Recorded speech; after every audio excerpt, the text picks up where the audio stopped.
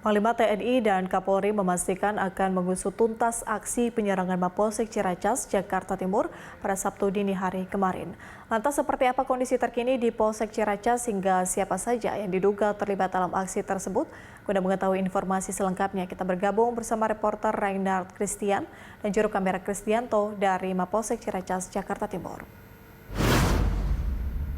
Ya, Rai, seperti apa kondisi terkini dari tempat Anda melaporkan dan adakah pernyataan terbaru dari Polri maupun TNI?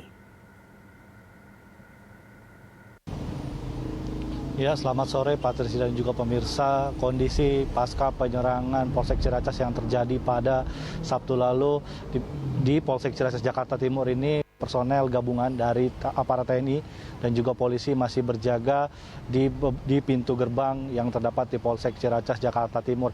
Adapun dapat kami sampaikan, di Polsek Ciracas, Jakarta Timur dibangun semacam tenda darurat bagi para TNI untuk sebagai tempat untuk beristirahat, di mana mereka kini disiagakan untuk menjaga kondisivitas pasca penyerangan Polsek Ciracas yang terjadi beberapa waktu lalu.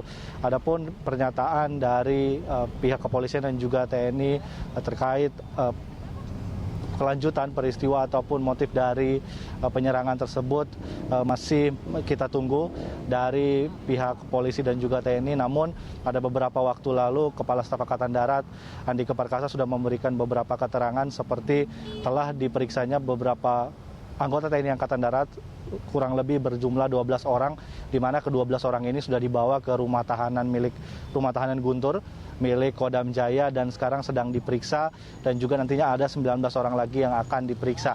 Dan juga di beberapa waktu lalu Panglima TNI Hadi Cahyanto juga sudah memberikan keterangan terkait memang benar ada 3 orang TNI yang telah mengaku melakukan pengerusakan dan juga pembakaran Polsek Ciracas, Jakarta Timur yang terjadi pada Sabtu lalu.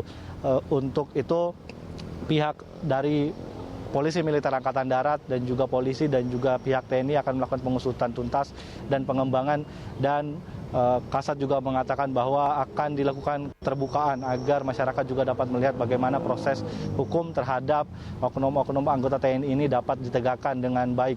Adapun pihak TNI juga mengatakan terkait ganti rugi ataupun mekanisme pertanggungjawaban yang dilakukan oleh TNI Angkatan Darat nantinya akan dilakukan ganti rugi. Namun terkait mekanismenya seperti apa, Kepala Staf Angkatan Darat Andika Perkasa belum merinci dengan jelas bagaimana proses ganti rugi yang nantinya dilakukan oleh pihak TNI Angkatan Darat.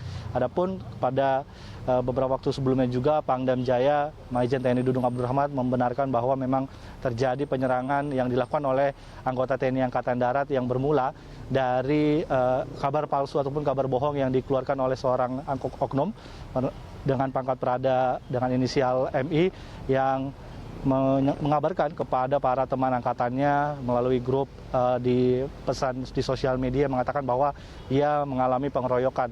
Ternyata setelah dilakukan penyelidikan, pihak POM dan juga Kodam Jaya mendapatkan informasi bahwa Prada IM ini tidak mengalami pengeroyokan, melainkan mengalami kecelakaan tunggal yang telah dibuktikan oleh rekaman CCTV yang sudah diterima oleh pihak TNI Angkatan Darat, dan kini pihak TNI juga menggandeng polisi untuk melakukan penyelidikan dan juga pengembangan dari saksi-saksi yang sudah diperiksa dan juga dari oknum anggota TNI Angkatan Darat yang juga sudah ditahan untuk diperiksa di rumah tahanan Guntur milik Kodam Jaya.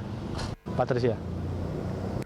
Ya, Rai, lalu siapa saja yang diduga terlibat, kemudian hingga sanksi apa yang akan dikenakan nantinya?